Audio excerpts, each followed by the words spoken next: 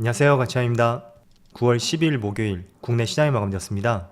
자, 오늘은 웬일로 추석을 앞둔 시점에 코스피 코스닥의 급등이 나왔습니다. 지금 보시면 코스피는 2.3% 급등이 나왔고 1.3% 갭상승으로 출발했지만 동시효과마저 상승이 나오면서 오늘 종가는 최고가에서 마무리되었습니다.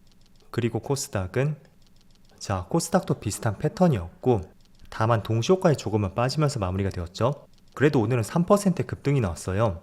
그래서 오늘은 선물옵션 동시 만기일이었던 만큼 시장의 변동성을 예상을 해볼 수도 있었는데 다행히도 상승 쪽으로 변동성이 나왔던 것 같습니다. 그리고 시가총액 상위 종목들을 보면 코스피 내에서는 반도체 관련주의 흐름이 가장 좋았고요. 다만 어제 상승폭이 조금은 컸었던 이 두 종목은 소폭의 약세름이 있었습니다. 그리고 코스닥도 마찬가지로 클래시스를 제외하고 전 종목이 모두 빨간불이 크게 나왔습니다. 그래서 오늘은 어려움이 없었던 시장이었습니다. 그리고 코스피의 수급을 살펴보면 오늘 모처럼 외국인이 2천억이 넘는 순매수가 들어왔습니다. 사실 이게 거의 동시효과에 많은 매수가 들어왔고 그 때문에 플러스로 마감이 된 거예요. 오늘 장중 3시 20분 전까지만 하더라도 외국인은 순매도 우위였습니다. 하지만 동시효과에 많은 매수가 들어왔고 그 때문에 오랜만에 2천억이 넘는 순매수로 마무리가 되었다 라고 할 수가 있습니다.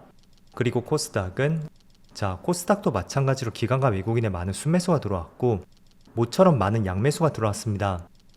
그리고 삼성전자, 오늘 반도체가 전반적으로 분위기가 좋았음에도 불구하고 그런데 외국인의 많은 순매도가 여전히 이어지고 있고요. 반대로 하이닉스는 오늘은 모처럼 외국인의 많은 순매수가 들어왔습니다. 2480억, 이 정도 매수가 들어왔죠.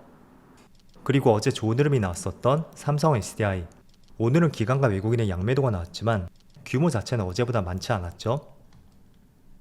그리고 LG 에너지솔루션, 마찬가지로 외국인의 소폭의 순매도가 나왔고 반대로 기관 쪽에서는 많은 순매수가 들어왔습니다. 그럼 이어서 주차별 매매 동향에 대해서 살펴보도록 하겠습니다. 9월 12일 외국인이 가장 많이 매수한 종목은 SK하이닉스, 기아, 셀트리온, 현대차, 아모레퍼시픽 이렇게 순서대로 매수했고, 그리고 기관은 포스코홀딩스, 삼성전자, LG에너지솔루션, 포스코퓨처엠, 알테오젠 이렇게 순서대로 매수를 했습니다. 이어서 해외 증시를 보겠습니다. 전날은 정말 오랜만에 미국 증시에 급등이 나왔습니다. 어제 제가 설명을 드렸을 때는 하락장에서는 큰 음봉이 나왔고 또 반등장에서는 단봉 형태로 큰 상승이 나오지 않았던 만큼 추가적인 하락이 나올 가능성에 대해서 말씀드렸습니다. 그런데 어제는 다행히도 나스닥이 2%가 넘는 급등이 나왔고요. 또 S&P 500도 마찬가지로 1% 이상의 상승이 나왔습니다. 그리고 다우지수도 0.3% 반등이 나왔고 또 반도체 지수가 무려 4.9%의 폭등이 나왔어요. 그래서 어제 지수의 흐름을 보시는 것처럼 어제는 미국 시장 내에서 반도체 관련주가 시장을 주도했다 이렇게 볼 수가 있고, 또 지금 나스닥 지수를 분봉을 한번 볼게요. 이렇게 분봉상 차트를 보면 어제 미국 증시의 오전장의 흐름은 상당히 좋지 못했습니다. 지수의 낙폭을 보면 시가에서 저점까지 1.4% 급락이 났었거든요. 하지만 그 저점에서 종가까지 무려 3.6% 급등이 나왔습니다. 그럼 이 시점에 어떤 일이 생겼다는 가정을 해볼 수가 있겠죠. 저는 그게 바로 엔비디아의 역할이 가장 크지 않았나 이렇게 생각을 하고 있습니다. 엔비디아의 차트를 보면 정확하게 개장하고 1시간 뒤에 주가가 살짝 파란불로 돌아섰습니다. 하지만 그때부터 해서 종가까지 꾸준한 상승이 있었고 결국은 오랜만에 엔비디아가 8% 이상의 급등으로 마무리되었습니다. 그럼 엔비디아에 어떤 변화가 있었기 때문에 주가도 급등이 나왔고 또 미국 시장 전반적인 흐름까지 돌려 세웠다고 우리가 예상을 해볼 수가 있잖아요. 일단은 거기에 대해서는 3가지 재료를 짚어볼 수가 있습니다. 어제 골드만삭스의 기술 포럼에서 엔비디아 CEO가 이런 말을 했습니다.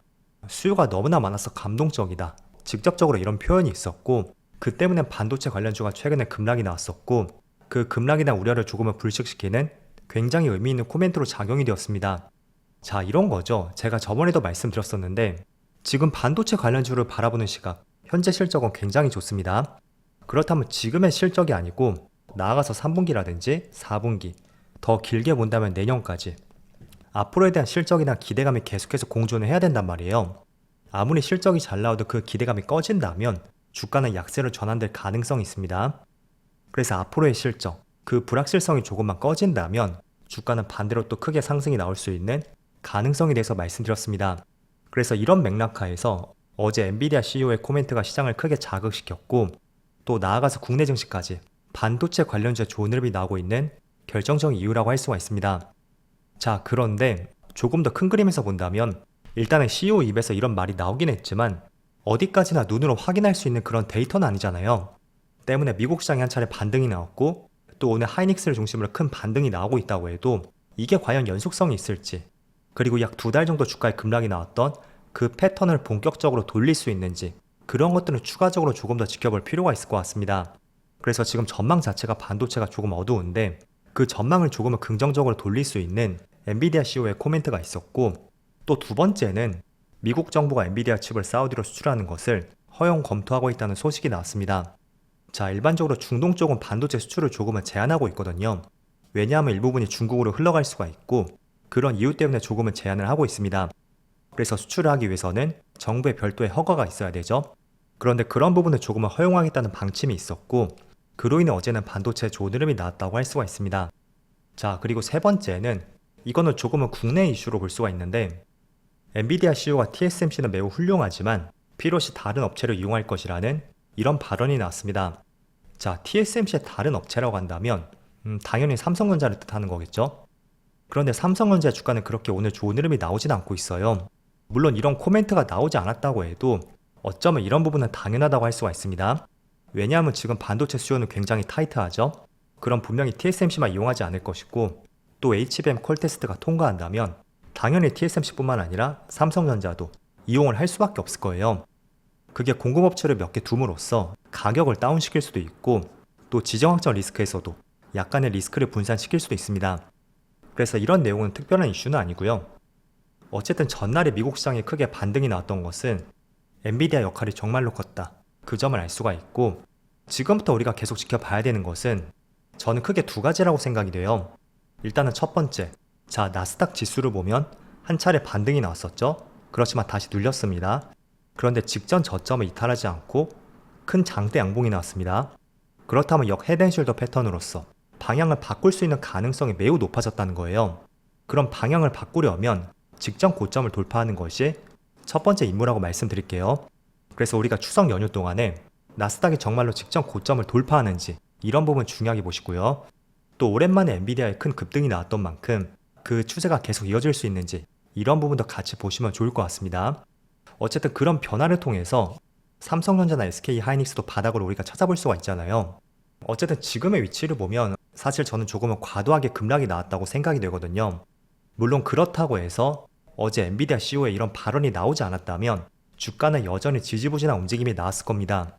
하지만 조금 전 중반부에 말씀드린 것처럼 지금 주가에 급락이 나왔다는 것은 반도체에 대한 시각이 조금만 바뀐다면 또 빠르게 상승이 나올 수 있는 하나의 트리거가 될 수 있다고 말씀드렸습니다.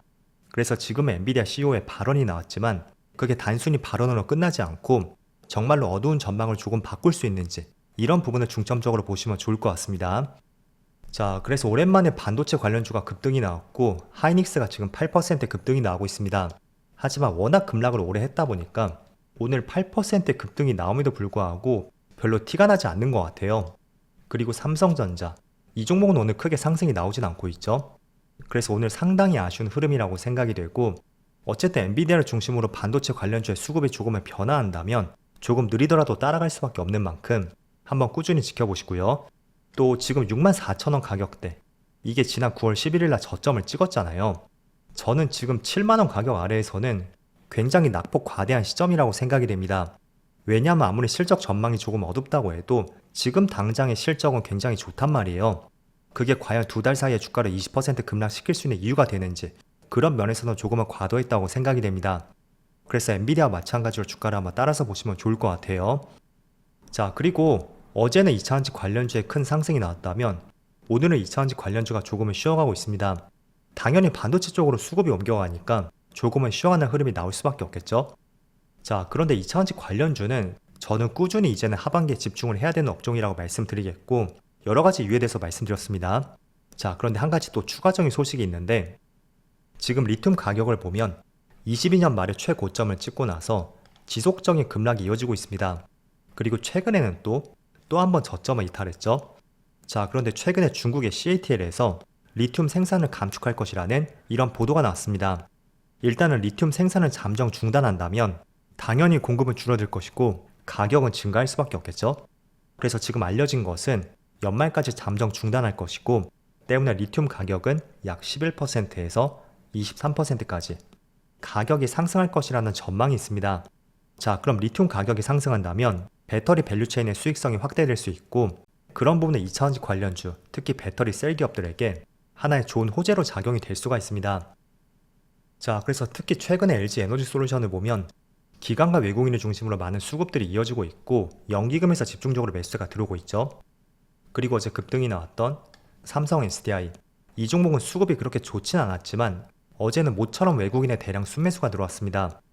그래서 바닥 부근에서 외국인의 강한 수급이 들어왔다 라는 것은 조금 더 추가 상승을 염두할 수 있는 그런 수급 패턴이 될 가능성이 있다고 말씀드리겠고 그런 관점에서 2차전지 관련주들 한번 앞으로도 꾸준히 주목을 해보시면 좋을 것 같습니다.